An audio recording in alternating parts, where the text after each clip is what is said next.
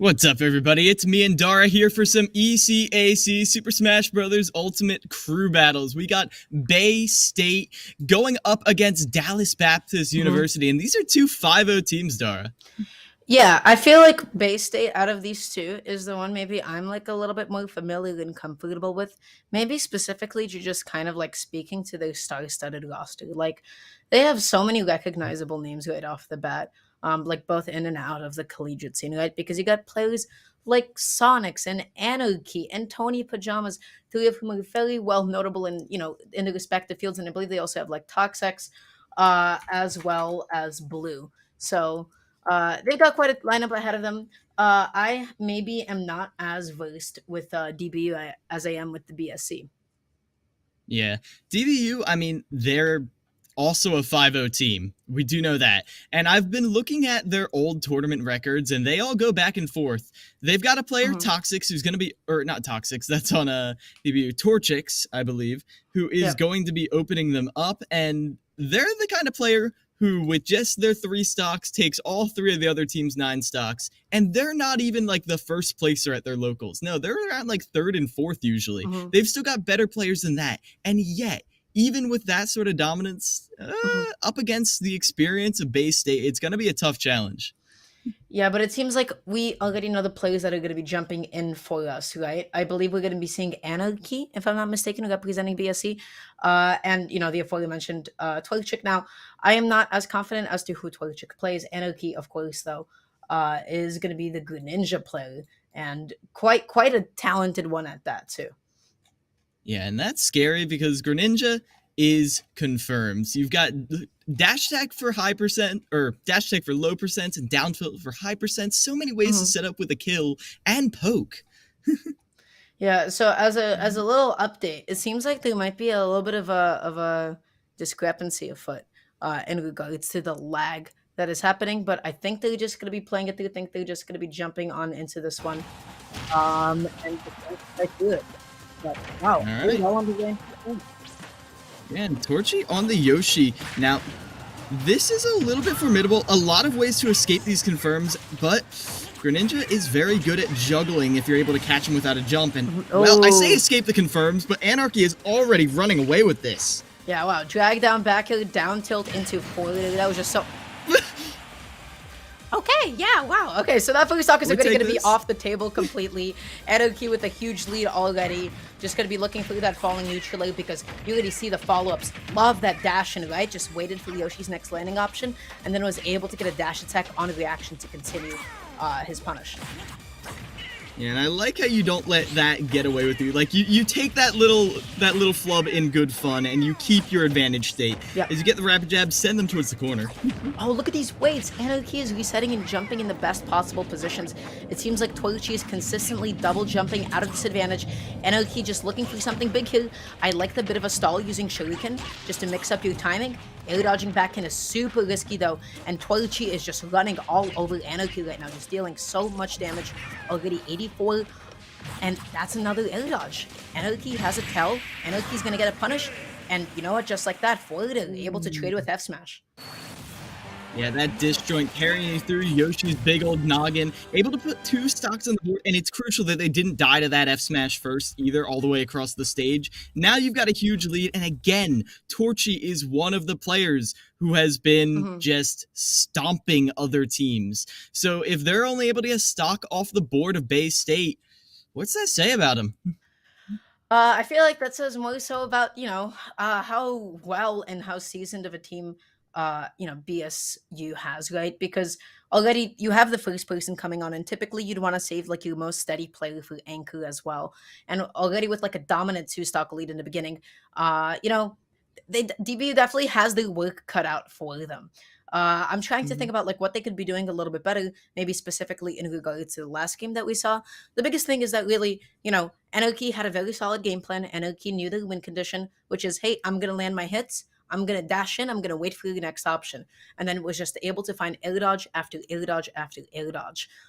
Whereas Twitchy was just not able to carry, their punish and their advantage nearly as far as Anarchy was. So just finding somebody who is really like patient, in disadvantage and really ambiguous with their landing options is going to be so vital in this next game.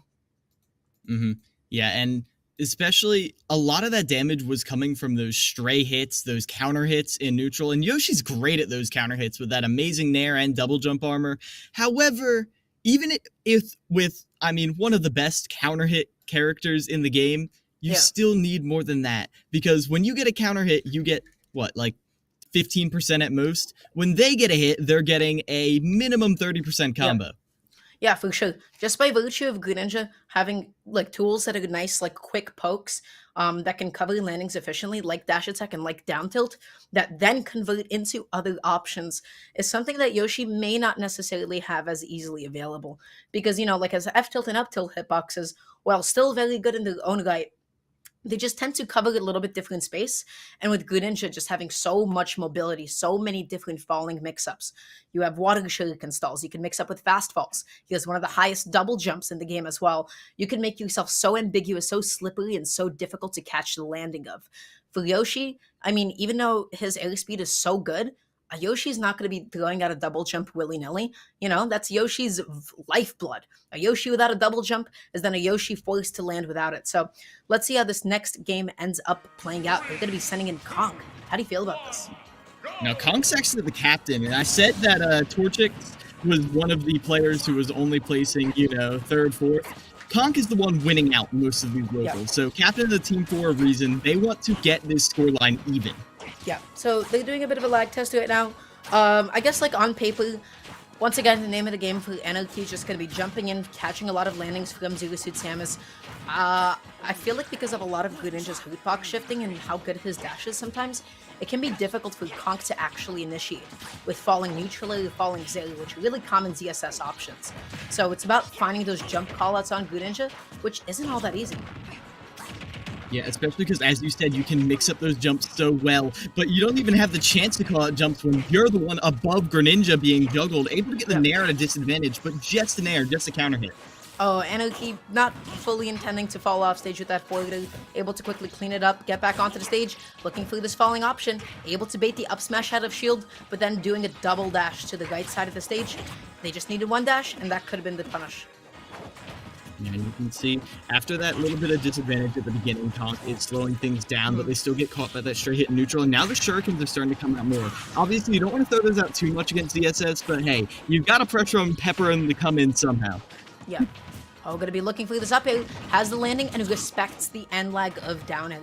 It is, you know, deceptively fast. Anarchy looking for this final hit, not gonna be, you know, too hungry for it at this point, but now the question is, how do you connect it? Is it gonna be a forward? Is it going to be a good edge guard with back air? Or, you know what? A tomahawk F smash. That was such a good option. Anarchy was constantly falling with aggressive hitboxes, mixed it up, and then was able to catch Conk pressing something out of shield. And that hurts to see. And Conk has been fishing for that paralyzer the entire stock, and they finally get it, but they're not quite in position to follow up, and now they're on ledge again. Their flip jump gets called out by that lingering back air, and they weren't ready for that. They didn't have a jump. They couldn't get back to stage. But you know who was ready for it? Anarchy. They were sitting at low distance, just waiting for that double jump, waiting for that flip kick, was able to scout it out by constantly short hopping, and just like that was able to take the stock for it. Now Conk is in a really nasty position, tries to go for something a little bit cheeky with that up tilt.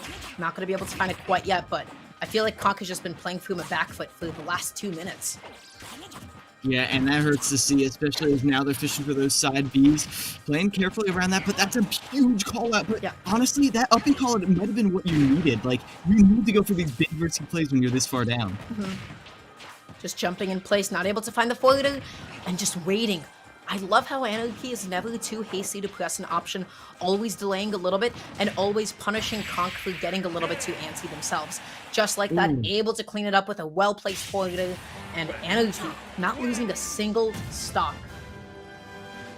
Yeah, cleaving through him right here in this state-to-state match, and Anarchy has got to be feeling good about themselves. Yeah. Even through all these conditions, they're still managing to hit pretty much all of their confirms. I mean, I remember at the beginning of Ultimate, like, dash attack, forward air, down tilt, forward air, like, people were like, this is a frame perfect input because of the way the buffer system works, and they're still managing to hit this online. I'm impressed.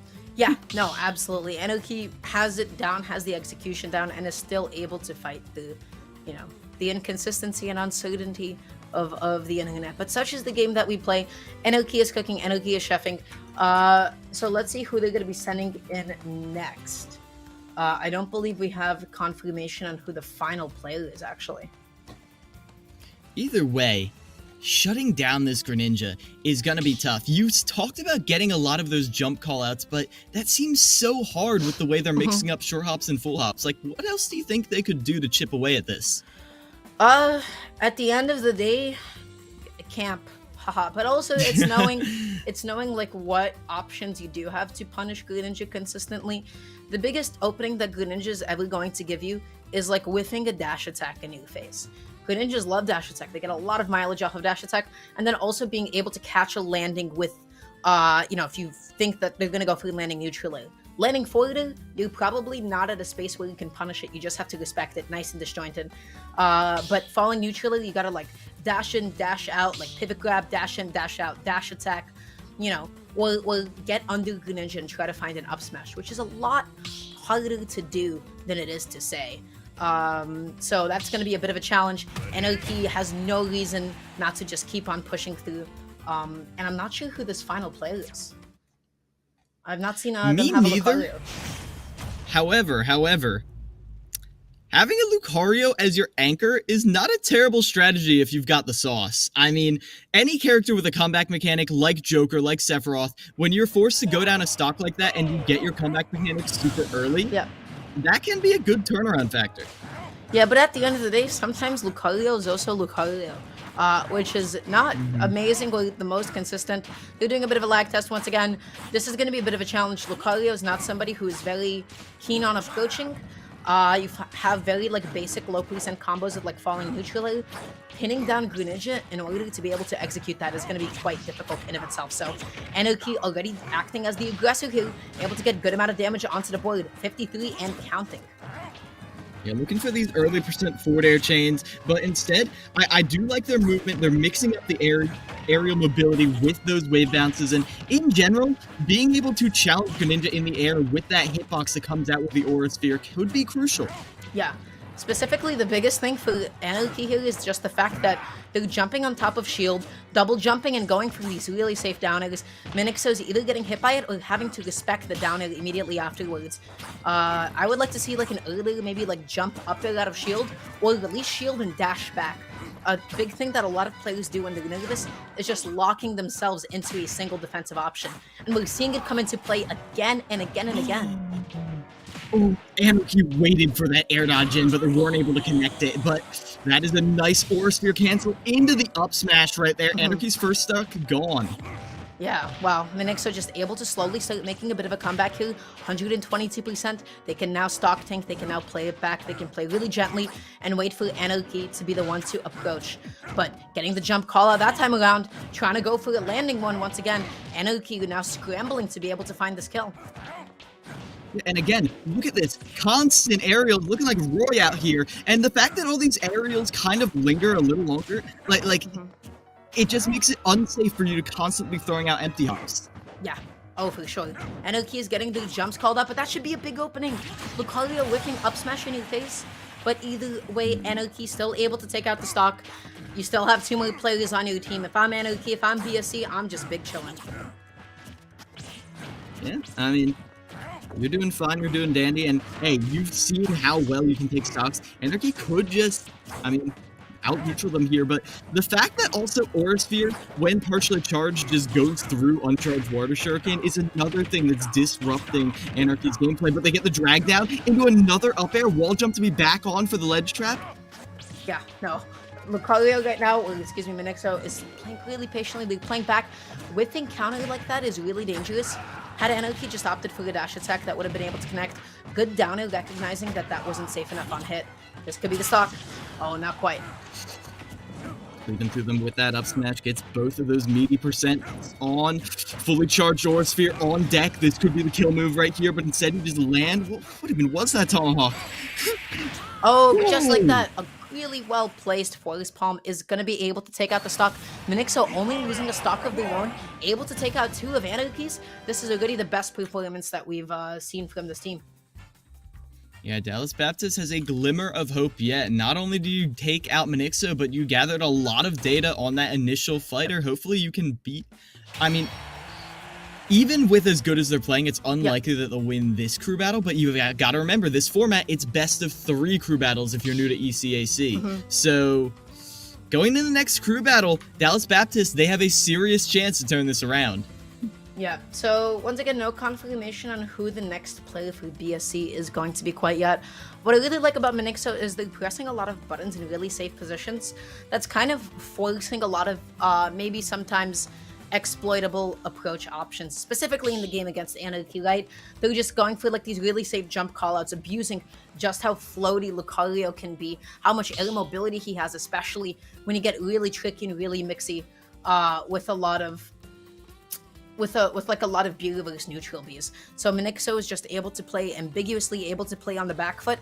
And the biggest challenge for Lucario is actually connecting those kills, because everybody talks about, you know, the amount of kill power that Lucario has, sure, but consider the options that which will lead into a kill. Side B, F smash, up smash, they're all really committal, and they're only when you've threatened enough with your movement that you can get such a tell on your opponent that you can find that connecting. So Minixo is just able to establish that, able to connect both a side B and an up smash is a feat in of itself, especially against somebody like Greninja. And the use of that Aura Sphere is, again, I think the main driver of all that. The fact that they're able to use that hitbox, because Aura Sphere has a hitbox while you're charging it, you know as well as I do, but a lot of players, they kind of sleep on it, because sometimes it's not quite true. Yeah. When you connect the Aura Sphere into the up smash, but just because it's not quite true, you still force them to have to either instantly air dodge or tank that. You're not always going to hit that. You're not always going to be aware that you're even getting hit by the Aura Sphere. Yep.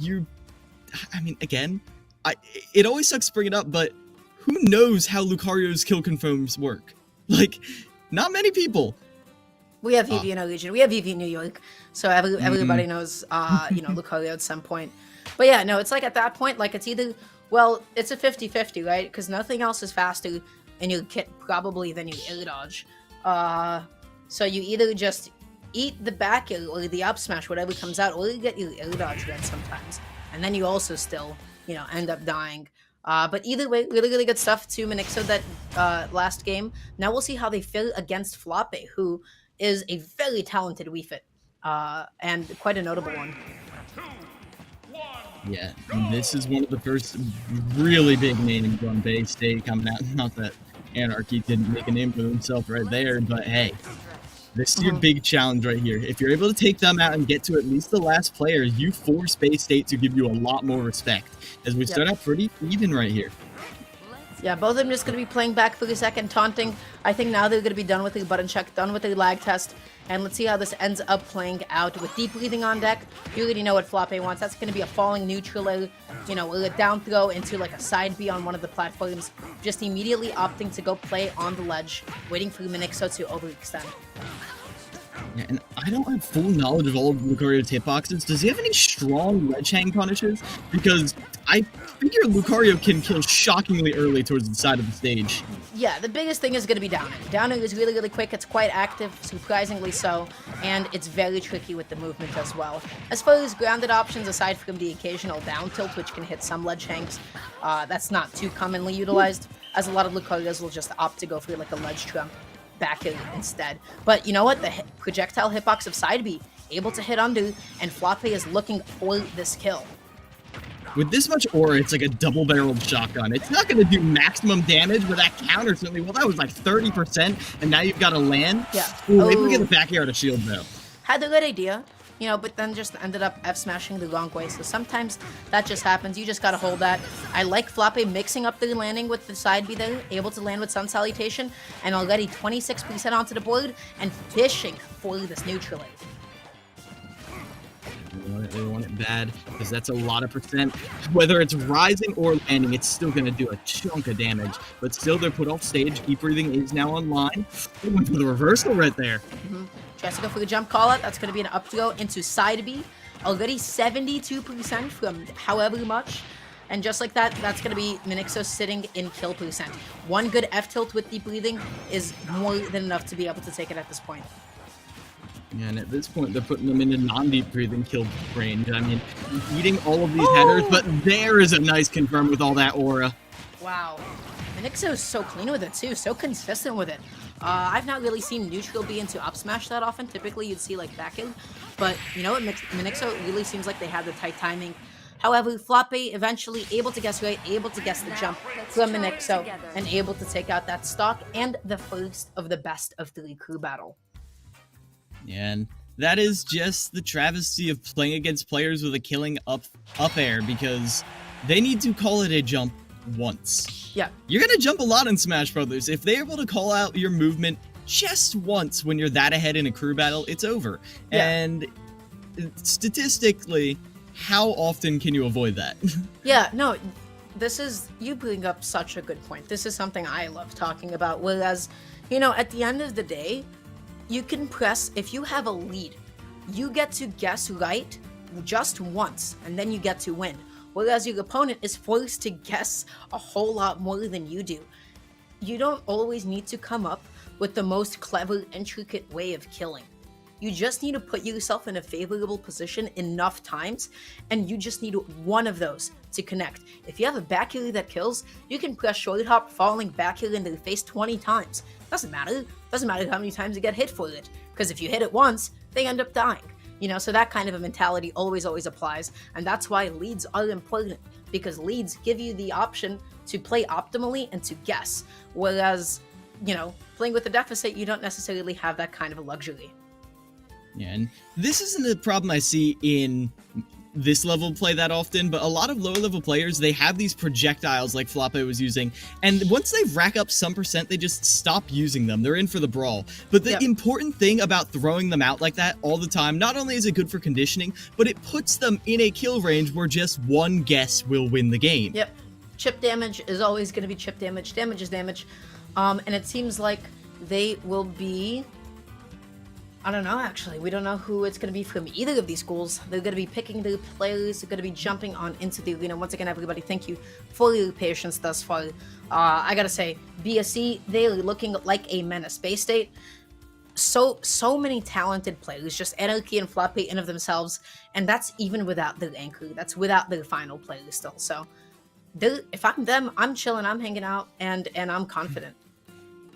Yeah, they're feeling fine. Not only did you just get data on some of Dallas Baptist's strongest players, but you didn't even have to show them your own. And obviously, at this level of play, at this far in the bracket, you're doing as much studying as you can, but watching as many VODs, it's not the same as actually playing against them, actually feeling out the habits, especially on the day of, because sometimes people just show up and they're playing different. Yeah, absolutely. That just happens. Such is the nature with any thing that requires execution.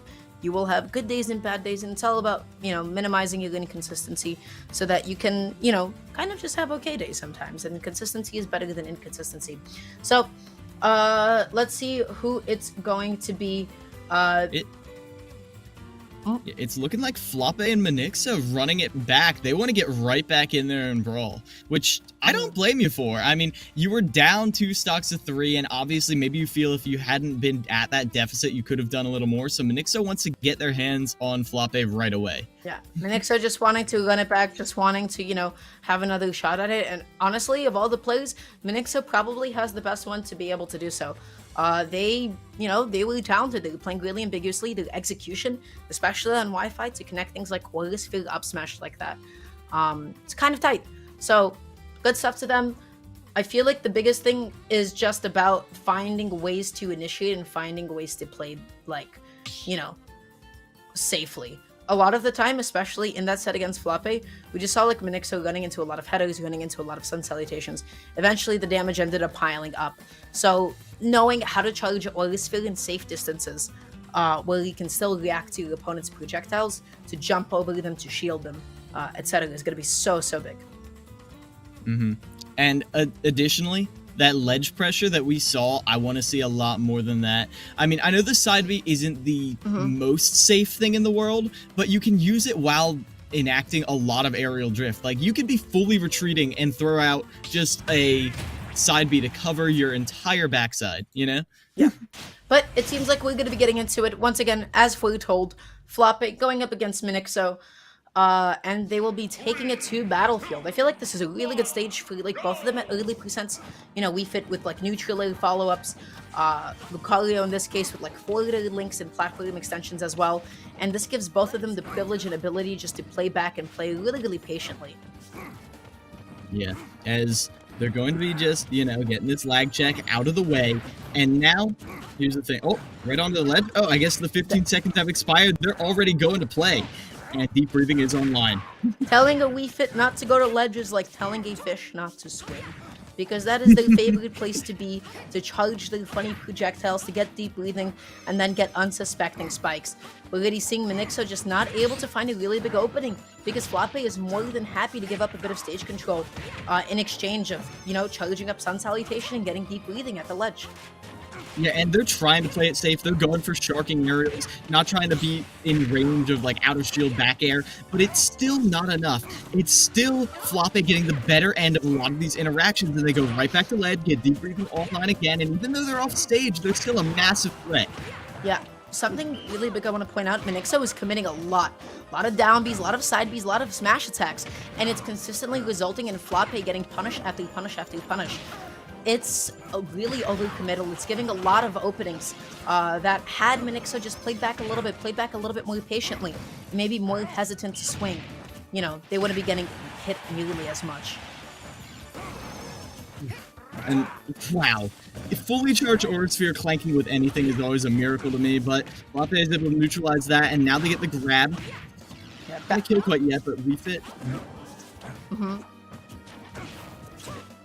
Able to chunk on some damage right there. And again, I hate to bring it up. I hate to be that commentator, but it's so terrifying to see refit at ledge like this. They're finally able to get that nair though. Yeah. Now just going to be jumping off a little bit. No time to be able to get deep breathing. And I didn't even know they had a fully charged Sun Salutation. Neither did Minixo, apparently. 52, 64, 78. In a matter of, what, 15 seconds already. This is starting to snowball really, really heavily in Floppy's favor. You know what? Just prioritizing charging up Sun Salutation. Maybe in no position to find the punish on a whiff down B. And Minixo keeps finding these neutral Bs and then opts to mix and keeps whiffing these side Bs. And Floppy has no reason not to keep pushing in and take advantage of all the stage that Minixo's giving up. And that landing back air is going to finish them off. And now Minixo, one of the best chances Dallas Baptist had of maybe getting a lead started, is floundering a little bit. Floppy, their defense is too powerful as they're able to get the header to get them onto stage again. And they're able to avoid all of these attempts at the confirm. Bitching a little bit, finding the side B, but yeah, 5%. Yeah, at 54% already. This is going to be really difficult for Minixo. Just finds a jab punish, maybe trying to call out a mash out, but Minixo does mash out in time, able to get way above the up smash hitbox. Floppy right now is fishing for a neutral, finds one, dealing a little bit too much knockback and not able to follow up with the double jump up air in time. And now, look at this. Just going for these two-frame attempts, ledge punish attempts, but none of that down air we might have seen. No, instead they're hoping... I mean, at this point, the side B is powerful enough to actually hit around ledge, but you're also at kill percent. And again, we talked about this one right guess. That's all Floppy needs. That's what they got last time. And they get it again. Speaking of one... off the top by that up air? That's right. That's Lucario with Aura. That's Lucario with Rage. 42%. This is now anybody's game. Because Minixo has stage control. Look at all the pressure. Big overcommitment. That could have been the kill. Oh, and they're going for this Aura Sphere so much. They know they want it. Floppy knows they want it. They both are fishing. Who's going to get it first, though? Who's going to find that one pivotal hit? That back air, reverse back air. What? Oh, the side view projectile hit is still going to be able to connect. Now Floppy just forced to slow it down a little bit, committing a little bit too much off stage, gave up stage control, and came back on with a really committal side B. I like the attempt, but then once again, at the end of the day, Floppy just needs to play back, guess once, and find a one with punish. You know, as Lucario, you do need to look for those kills with side B, with the up smashes and down smashes, but because of how slow they are, because of how laggy they are, every time Minixo whiffed one, Floppy was just able to land. Floppy was able to get off stage and back onto the platform over and over again, and Minixo was just never really able to, hold a lead, hold like especially like a positional lead. No, I mean, the few times they had they had Floppe on ledge, they ate a header. And I mean, that's not an uncommon thing to see against Wii Fit trainers, but a lot of their gameplay revolved around jumping in with those B-reversed charging aura spheres. But when you're doing that, you don't have access to your defensive options. You can't even air dodge. Yeah, for sure. It's such like a nasty position to be in. And speaking of nasty positions to be in, that's going to be once again Bay State, taking the first game of the second crew battle. Granted, only with one stock this time instead of two, but Minixo was the strongest player that we saw coming out of DBUs. So the question is, do they have anybody else in their pocket that they can send in here? Yeah, you're definitely going to be talking to the captain. The captain and the rest of the team were sitting there taking notes, trying to figure out what they need to do. Minixo's in there, like, just sitting next to them in their ear, like, okay, here's what I found. Here's what you got to do. Because it ain't no coaching here. This is a team sport. It's a team layout. It's the team's brain power combined to figure out how to defeat these opponents. No. A Terry coming out here. This is going to be Sensei from Dallas Baptist. And I don't hate this. I love Terry's confirms. I love how Terry has a very clear game plan. And even though you know what that game plan is, it's still so hard to avoid. Yeah. But speaking of clear game plans, we got Wii Fit trading, the master of keep away, the master of edge guarding as well. As soon as Sensei gets sent off stage, it can be quite a challenge to be, capable of making it back on, especially when you're so akin to just playing on the ground, trying to play footsie with somebody. What do you do when somebody just wants to always go off stage, when somebody just wants to go to the ledge as often as they can? As much as they hypothetically want that, okay, there they are onto the ledge, but they're actually punished with that backfoot. Now, you're able to avoid that with a nice tech roll away, but you've still got to avoid these confirms. I do like this pressure, though, playing a lot around the shield, and there's not really any tomahawk grabs from Floppe punishing it. I like that dash shot from Floppe. I really felt like they could have found a whiff punish on the whiffed butter knuckle, but you know what, either way, I respect the attempt nonetheless. Now Sensei is off stage. How will they make it back on? Just immediately opting to go for ledge, eating an uphill, and Terry not going to be dying quite yet. He is quite a hefty boy, but what a follow-up. Yeah, ping pong with yourself to send them straight into your up air. Now, you're able to get off ledge. You're able to get that nice early percent damage, get them out of counter hit range, and you've got them off stage with that forward air. No, but you still cover their approach back on the stage with a down air. This is looking like a runaway train right now. Bay State is looking indomitable. Yeah, Floppy right now has just not gotten a hit this entire stock. Already has Sensei off stage once again in a bit of a nasty position. Gonna be looking for a way to find this kill. Really safe neutraler and just able to land with Wii Fit back in. Just like that, Floppe has evened up the stock count and probably gonna soon even up the percent count, especially with deep bleeding on deck. You're able to chunk on more damage, and we talked about how valuable chip damage is, but at this point, you've got to be searching for one of Terry's confirms, not going for that side beat on stage. Ooh. Did you see how much damage that did? Yeah, I did. And now you're on go. Oh my word. Are you kidding me? You've got to get through refit ledge trapping and you just go for the power dunk raw? Yeah, you got to be so careful for going Buster Wolf across the stage like that. Sensei getting caught on a really aggressive jump in. Floppe just more than content with playing back, throwing, everything but the kitchen sink. And at the end of the day, Sensei just ended up jumping into it with a 3-stock. Right off the gate like that, especially that second one, Floppe is just looking indomitable. The biggest thing that I feel like was a tell that Sensei was nervous was the immediate tech options after missing a tech against the projectile heavy character. One really big thing is just knowing, if you miss a tech against somebody like Samus, against somebody like Wii Fit, you can sometimes just wait. Because of how slow moving things like Sun Salutation and Charge Shot are, you want to react to that, or then pick your fastest tech option when you understand the situation that you were put in. We saw Sensei miss a tech, immediately tech roll out. I feel like that little tiny thing was just such a big tell to they were uncomfortable, they were playing through a back foot, scrapping to get a bit of momentum again, and Floppe just more than content setting the same stuff up catching all of these preemptive defensive options.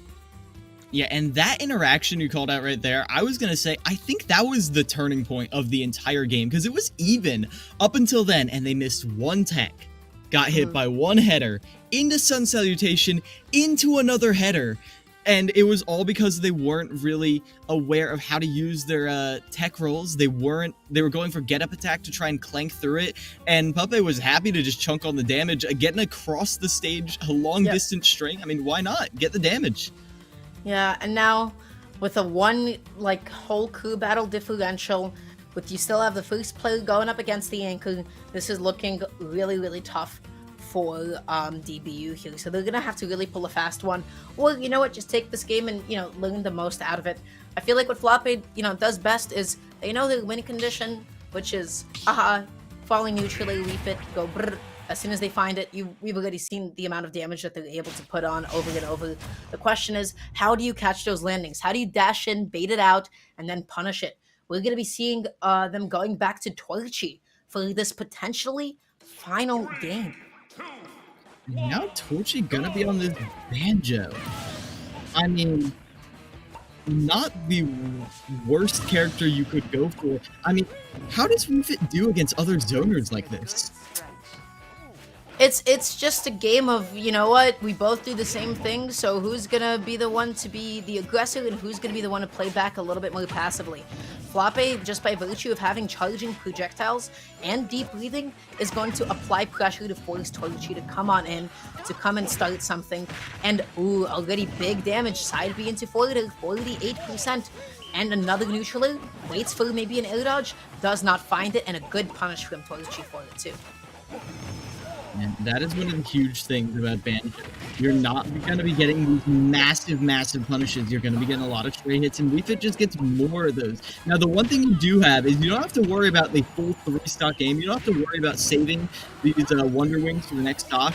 And if you're able to use these aggressively, not that aggressively though, they're not safe on shield. Yeah, use it or lose it, and Torchy surely is using it right now. Floppe now off stage, needs to find a way to be able to make it back on, just waiting for the next option, and I feel like that could have been a punish. Like a drop down double jump up air, like a drop down double jump side B, and then into a big follow-up, and oh no. Ooh. Yeah, that's unfortunate. Hey, honestly, I'm surprised it didn't happen sooner. The last stock of the game, or second to last, that could be brutal right there.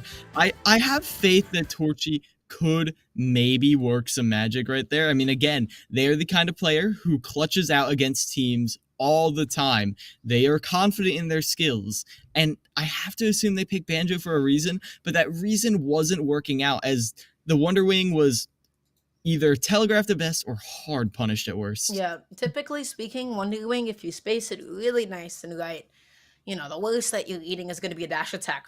When you hit somebody's shield with it, when they're in the corner, and then you cross them up, you don't have a rehit rate.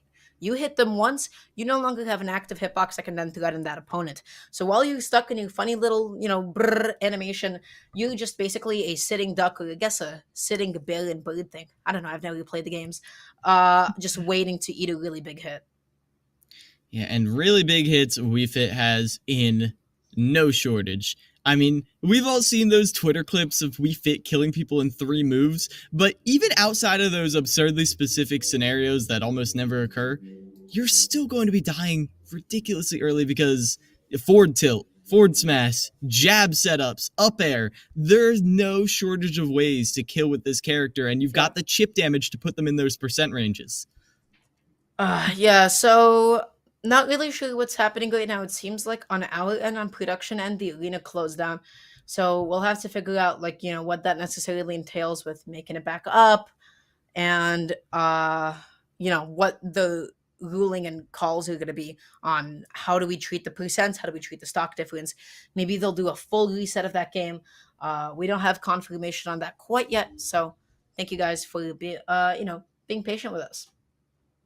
Yeah, we're trying to get this underway as soon as possible. I think we might be able to stick it out. It looks like we're getting right back into it. And I did have a question that I've been sort of mulling around, that we have been seeing how practiced Bay State College is. And that's mostly because not just that Sonics is there, but they've got all these other amazing players. Yep. And what do you feel like the effect of having that many good players to like play friendlies with, and a variety of good players Yeah. at that. It's just always going to be a positive feedback loop. You already have a bunch of people coming in playing who are good at this game and well respected for being good at this game, and then being able to play with other good players of a similar skill level is so important in your process to actually improve and optimize and really hone yourself. So, you know, definitely having a lineup like that is going to grow itself, it's going to pay for itself, and it's definitely paying off here because BSC, Bay State College, they're winning, and they're winning really hard. Yeah, they're on the warpath, and there have been, I mean, a history of strong teams in the ECAC. There's NJCU, but they've lost to quite a few of their players. I mean, Yeah. they've gone on to some pretty big things. I mean, Ziglet making some moves at Glitch Infinite, Mm-hmm. but even with these old Titans, I don't know if there's ever been a fully financed Smash team like this, bringing in players not just of all colors, all stripes, but of a bunch of different regions, a bunch of different styles coming together like that. It's really interesting, to be honest. Like, I can't think of a time before collegiate esports when, beside, like, people are pulled together into a team from like countless different regions. Yeah, and you got like the occasional like sponsors and crews that have like a bunch of people, but typically those are like Wi-Fi crews and teams. So in the case of BSC, they've got everybody. Everybody is here. Truly the Avengers of the small world that is collegiate esports. But yeah, it seems like we will be actually remaking the arena and everything. The ruling is that they're just both gonna start 2 stocks and 1 stocks a piece. Mm-hmm. So one thing I did notice is definitely playing around that Wonder Wing as a way to call out projectile usage, as a way to, I mean, put your foot in the door, and by foot I mean your whole ass head. But like, oh, actually, we're just getting right in. I was about to go on a big old tangent, but these players are efficient. I will give them that. Yeah, they're back in it. We're ready to game, everybody. So they're going to be starting off once again for potentially the final game on Town and City. So they have opted to just, go for the 3-1 stock count, which I actually definitely agree with, because if it was like a 2-1 stock count, fresh, that would have been in the lead for Floppe, because they start with 1 stock regardless of the outcome. So let's see how this plays out in the remade, potentially final game. And Torchy, again, the last hope of Dallas Baptist, trying to put something together here, pressuring the platform, Sharking, trying to play much safer this time, poking at Wii Fit Shield. From the front, that's usually relatively safe, right? Yeah, typically speaking. But also, you got to consider that neither of them have, like, particularly, amazing out-of-shield options. So they're going to have to respect a lot more hits than they usually would. Now just going to be waiting, find that spot dodge into F-tilt, finding really nicely spaced down tilt there. Now Floppe is going to be stuck at the corner, stuck at the ledge, eating a forwarder as well. Toilucci is treating this situation so well, but you saw that patience from Floppe. They waited before going for like an immediate tech option, right? And as a result, kind of saved their own hide a little bit. Yeah, Torchy learning from the mistakes of their previous teammates. They're trying to go for that up smash read. It's going to get punished with a nair, and now you've been in disadvantage for a while now, eating a lot of damage, and deep breathing is online. One good read is what you need. Oh, they barely escaped that. Yeah, slight misspace there, and good catch on the jump. Toilucci able to take out Floppe without dropping a single stock of their own. Dallas Baptist is now back in it. Toilucci exhibiting so much dominance that game, just catching so many jumps, catching a good amount of landings, but specifically, for the first time, we're seeing Floppe, to an extent, be punished at the ledge. Wii Fit trainers live and die by the ledge. You let them exist on ledge, deep breathing. So, you now have to deal with supercharged Wii Fit that does unethical amounts of damage, and slightly healing back percent. Fully charged Sun Salutation, a charge shot projectile. You charge it to get stronger. And then dealing with like the onslaught of headers. If you can poke away at that, if you can space your down tilts, if you can space your F smashes, as Toilucci exhibited that game, you can shut down a good amount of Wii Fit's game plan. You can shut out, what Wii Fit does really well. Toilucci did a good job of exhibiting all that. Yeah, they certainly did, and I did like how they weren't... I think they pulled out the Wonder Wings so early in the previous game as a sort of surprise factor. Like, you'd never expect me to do this in the first 30 seconds of the game. But this time they slowed it down. They spaced their aerials, they poked with eggs, until they saw someone... they saw Flappe charging a projectile. And that is when they struck, going straight across stage. Even if they pulled the trigger, they would have been fine with the invulnerability. Yeah, for sure. So let's see what is going to be happening next. They're going to be deciding their bans momentarily. We don't have confirmation on who it's going to be quite yet, but you know, we've already seen the roster that DBC was able to bring onto the table. It seems like the next player is going to be the one and only Tony Pajamas, who I myself am a big fan of. Let's go, Tony. And you are quite the Tony aficionado, mostly because you both play the same character. It's gonna be Ness coming out here, and Ness's punish game is the thing of legends. Like, so many characters wish they could do with Ness, could do what Ness does with Magnet. Yeah.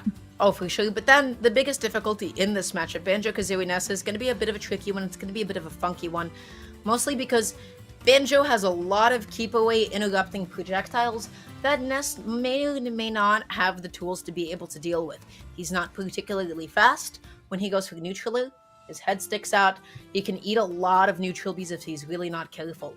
Going to a platform stage like Pokemon Stadium 2, a small battlefield, is going to be so big for Tony, because you then have access to a lot of approaching with double jump cancel PK fires, which you're then able to uniquely diagonally pressure Banjo-Kazooie. So it's going to be a name, you know, the name of the game is just going to be keep away and approach. How can Tony Pajamas jump in? How can Tony Pajamas maneuver around all of these projectiles?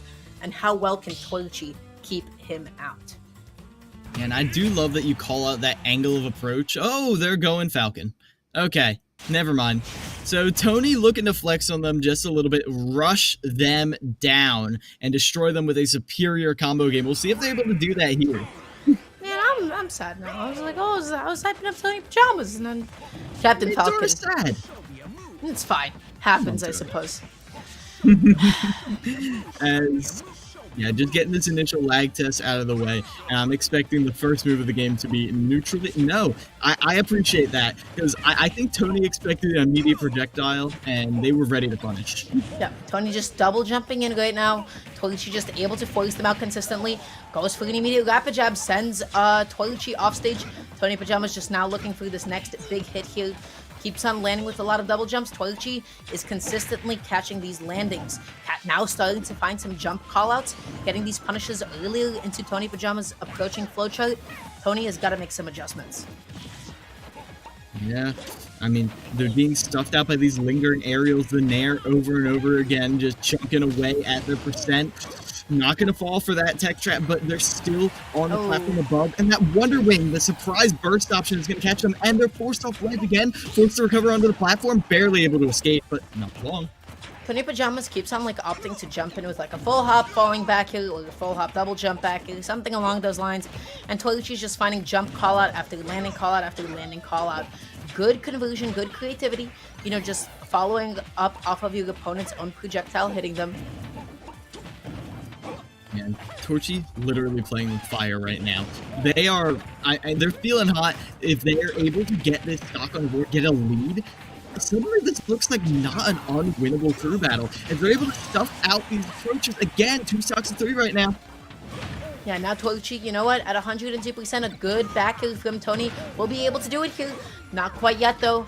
Tony just applying so much damage, and the up smash scooping hitbox.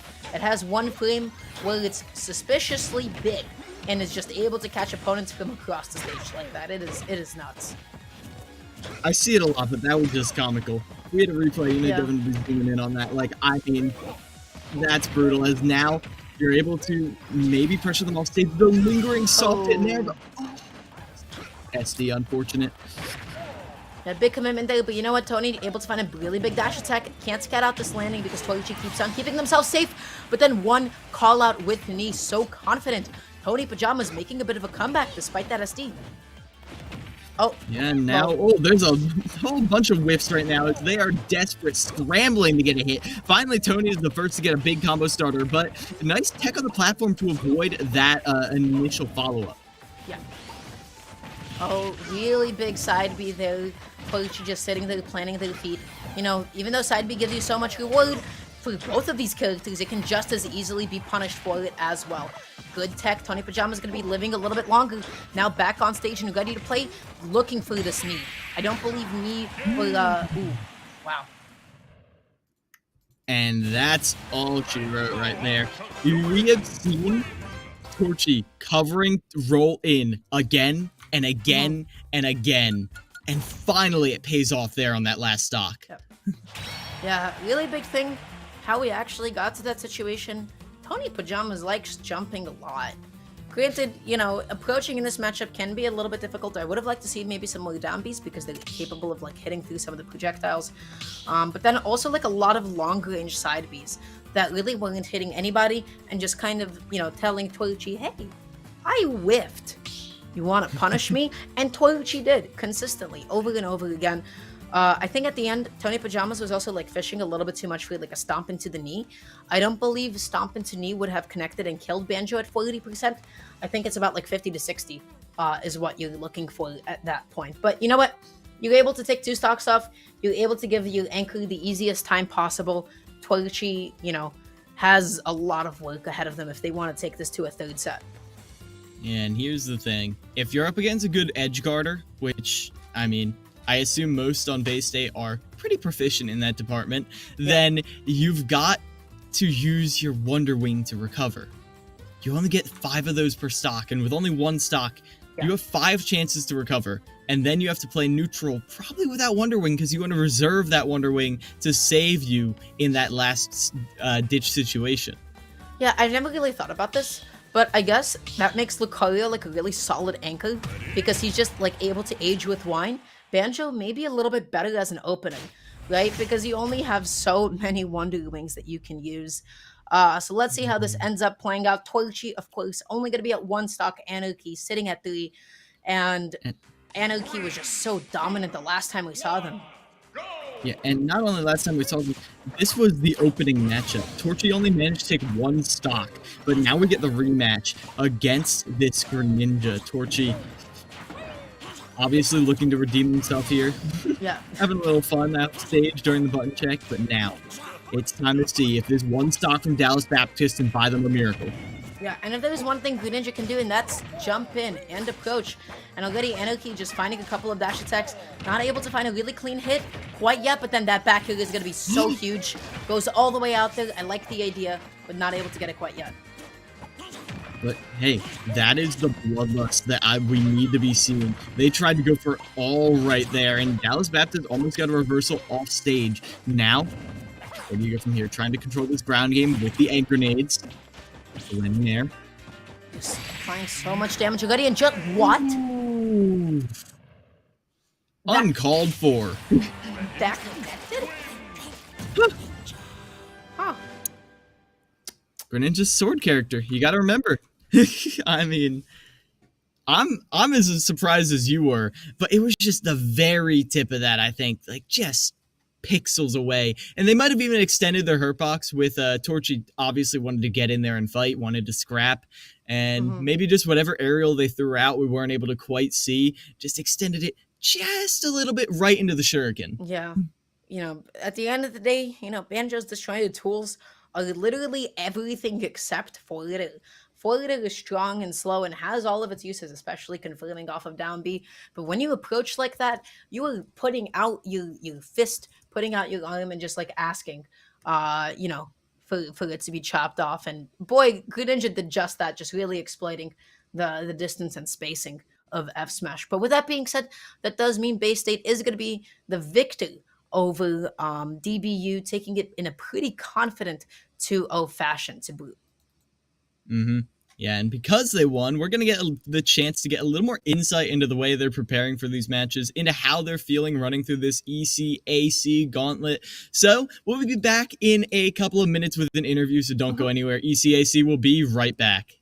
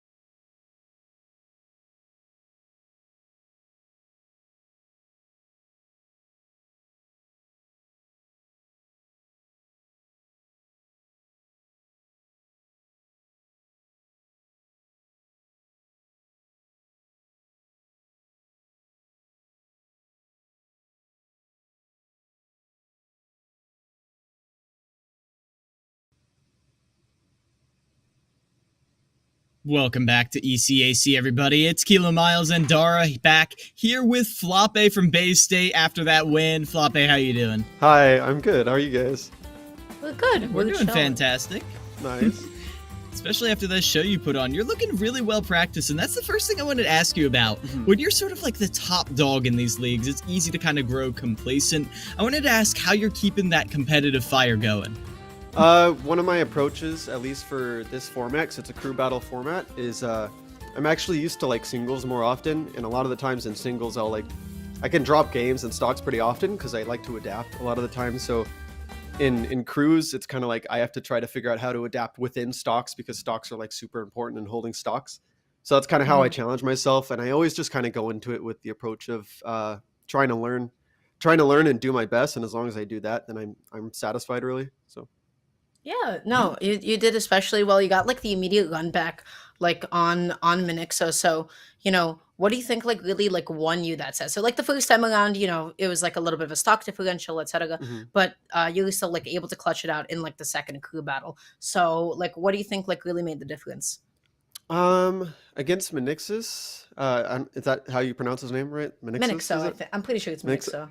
Yeah. Minixo? I was just doing it based off what you said, how you said it. But for the Lucario, off the top of my head, it was like a lot of the times it was just thinking about like his win condition, like how he has to get stocks, and I know that he needs is playing around his percentage a lot of the time, like trying not to get caught by his command grab at high percents and trying not to get caught by a smash attack, because if I get caught by any of those, I can die, at mid percents, and a lot of it's playing around that against Lucario.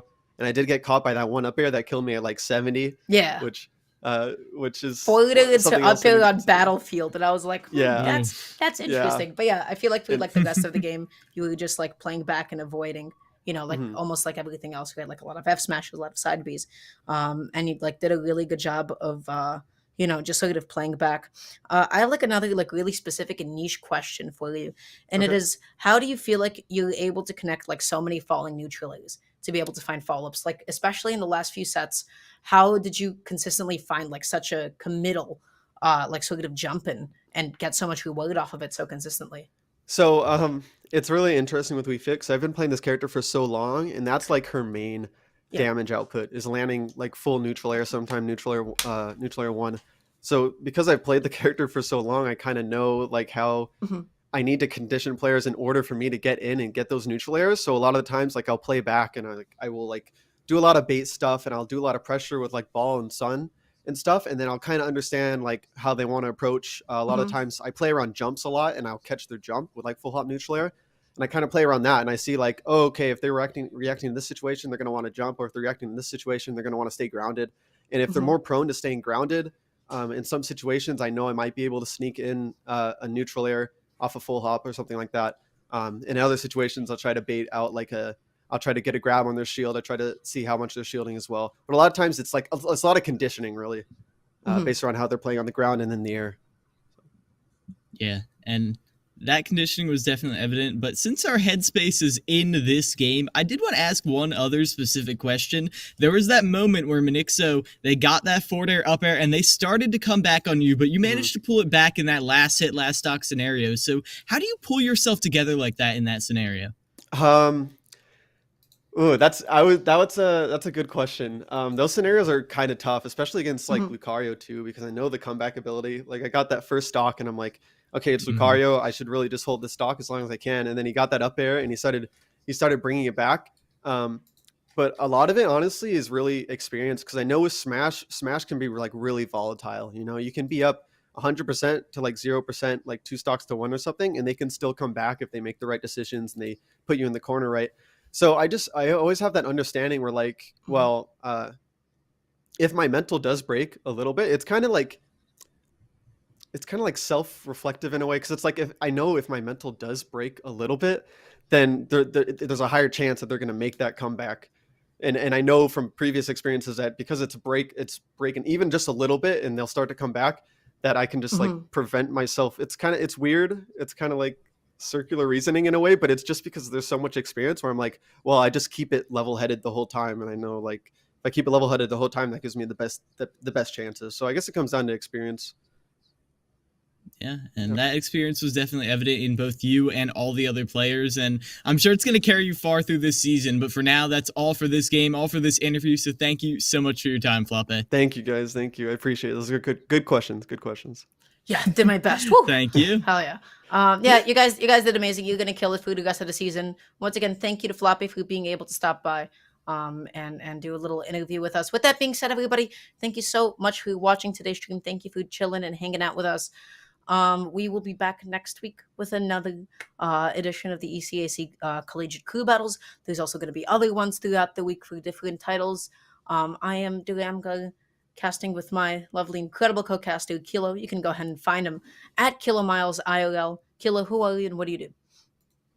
I'm a caster, content creator, soon to be TikToker, apparently, because, hey, we all got to make a living, and that's how you start doing it. So, hey, new season of content, and I know you're blowing up on there, too, all the time, and on Twitch, from what I've seen. Yeah, a little bit. You can find me at Duramga on Twitter and on Twitch as well. A lot of gaming content, playing a lot of Elden Ring lately. Beautiful game. You should go ahead and check it out.